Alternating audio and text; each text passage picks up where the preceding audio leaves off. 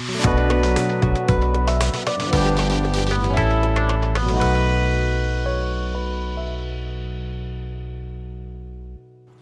हमारे मुल्क की सियासी फ़िज़ा में ज़्यादा फ़ोकस तो नए सूबे बनाने के इम्कानात के बारे में डिस्कशन करना है और उसके बारे में मुख्तलिफ़ सेमिनार भी हो रहे हैं, डिस्कशंस भी हो रही हैं। टेलीविज़न के ऊपर भी टॉक शोज़ का मौजू यही होता है।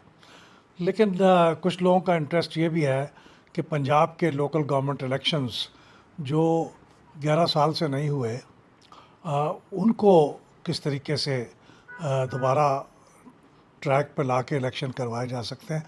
वो कीन है कि अगले इलेक्शन हो जाए। तो इस बारे में लोग, चूँकि देर काफ़ी हो गई है, तो शकूक व शुबहात का इज़हार भी करते हैं कि शायद हों शायद ना हों, लेकिन अब तक की जो डेवलपमेंट्स हुई हैं वो ज़रा जहन में रखें तो कुछ उम्मीद पैदा होती है कि शायद ये इलेक्शन हो जाए।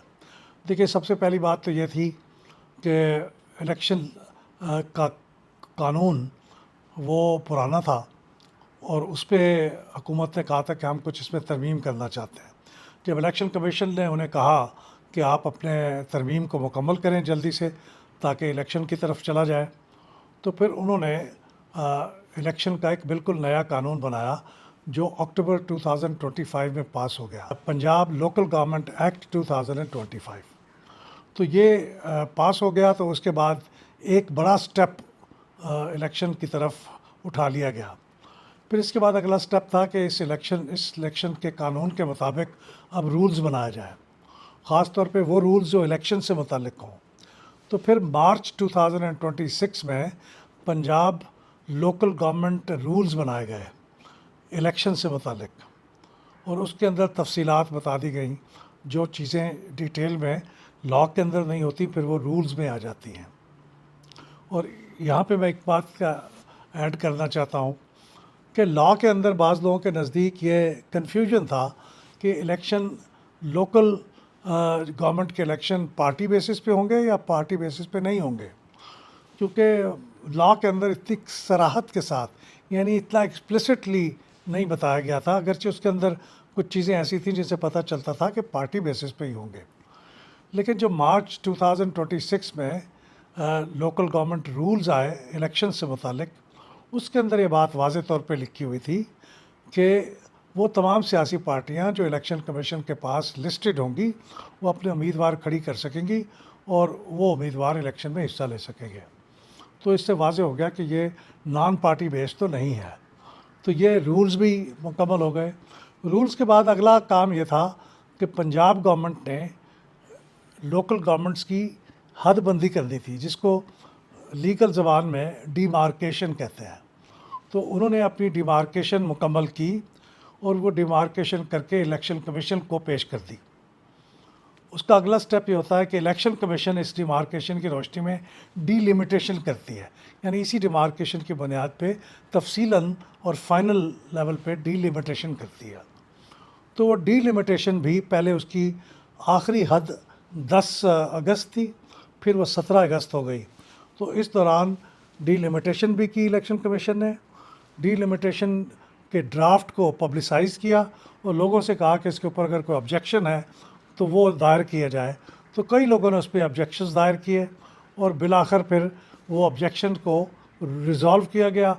कुछ ऑब्जेक्शन एक्सेप्ट हुए, कुछ रिजेक्ट हुए, कुछ पार्टली एक्सेप्ट हुए, और अल्टीमेटली फिर ये 17 अगस्त को इलेक्शन कमीशन ने फाइनल डीलिमिटेशन भी पब्लिक कर दी, जारी कर दी। अब सबको पता है कि डीलिमिटेशन के मुताबिक लोकल गवर्नमेंट की हदूद क्या है। इसके बाद इलेक्शन कमीशन का अगला बड़ा स्टेप ये था कि वो इलेक्शन का शेड्यूल जारी करते।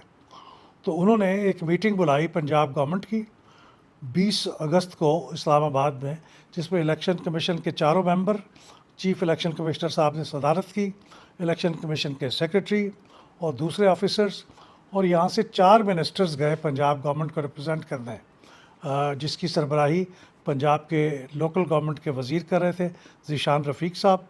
उसके अलावा चीफ सेक्रेटरी साहब भी गए, लोकल गवर्नमेंट के स्पेशल सेक्रेटरी भी गए और कुछ और ऑफिसर भी गए।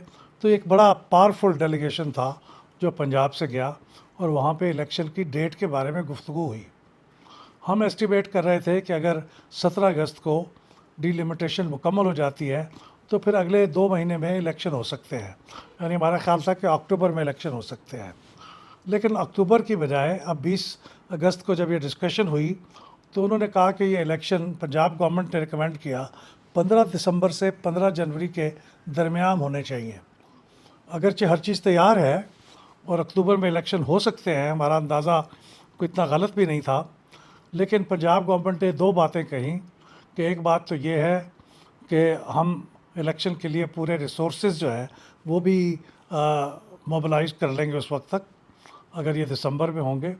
और दूसरी बात उन्होंने ये कही कि चूँकि इलेक्शन में मेजर पोलिंग स्टाफ तालीमी इदारों से आता है, तो अक्टूबर में सितंबर में अगर आप कराएंगे, नवंबर में कराएंगे, तो स्कूल कॉलेज खुले होंगे। इस दौरान टीचर्स को वहाँ से निकालना वो बच्चों का तालीमी हर्ज होगा। लिहाजा अगर इसको आप 15 दिसंबर को कर लें तो फिर यह है कि उस दरमियान में छुट्टियाँ होंगी और इसलिए आसानी के साथ पोलिंग स्टाफ को स्कूलों और कॉलेजों से फ़ारिग किया जा सकेगा। इलेक्शन कमीशन ने उनकी ये तजवीज़ कबूल कर ली। 2 तजवीज़ें, एक तो 15 दिसंबर से 15 जनवरी के दरमियान के पीरियड में इलेक्शन कराने की तजवीज़ भी उन्होंने मंजूर कर ली। दूसरी तजवीज़ ये थी कि इनको फेजेज़ में किया जाए ताकि सिक्योरिटी के लिए जो अमला दरकार है वो भी आसानी से दस्तयाब हो सके। अगर सब जगह पे एक दफ़ा होगा तो फिर बड़ी तादाद में सिक्योरिटी के अमले की ज़रूरत होगी, और अगर ये फेजेज़ में होगा तो हर फेज़ के लिए थोड़ी तादाद होगी, वही लोग फिर दूसरे फेज़ पे चले जाएंगे, वही तीसरे में चले जाएंगे। तो अभी ये मालूम नहीं कि कितने फेजेज़ में होगा। इलेक्शन कमीशन ने गवर्नमेंट ऑफ पंजाब को ये हिदायत की है कि वो अपने फेजेज़ का जो मंसूबा है वो बना के इलेक्शन कमीशन के सामने पेश करें, और फिर इलेक्शन कमीशन उसे देखेगा कि कितने फेजेज़ में कराना है उसको। अगर वो उसको दुरुस्त समझते हैं प्लान को तो उसको एक्सेप्ट कर लेंगे या उसको मॉडिफाई कर लेंगे। तो उन्होंने इसके लिए कोई डेट मुकर्रर नहीं की, जल्द अज़ जल्द कहा है। तो मैं समझता हूँ जल्द अज़ जल्द में बहुत ज़्यादा देर भी होगी, तो 1 महीने के अंदर ये स्कीम इलेक्शन कमीशन को पेश कर दी जाएगी। लेट्स अज्यूम कि सितंबर की किसी तारीख को ये स्कीम पेश कर दी जाती है, तो फिर इसका मतलब तैयारियाँ शुरू हो जाएंगी।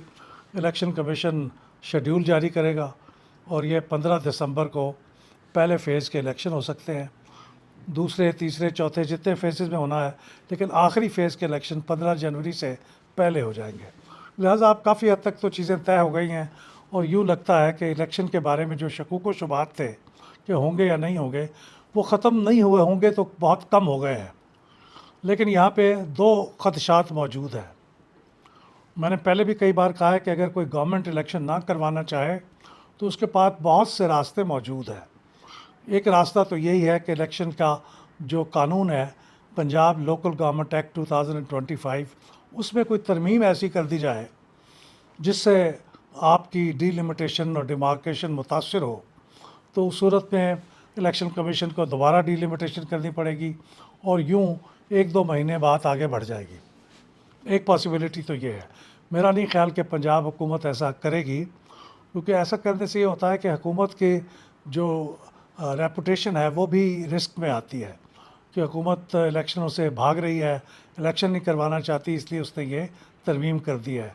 और एक किस्म का ये धोखा भी होता है कि आप बहाने लगा रहे हैं, जैसे कि इस्लामाबाद में 3-4 दफ़ा हो चुका है।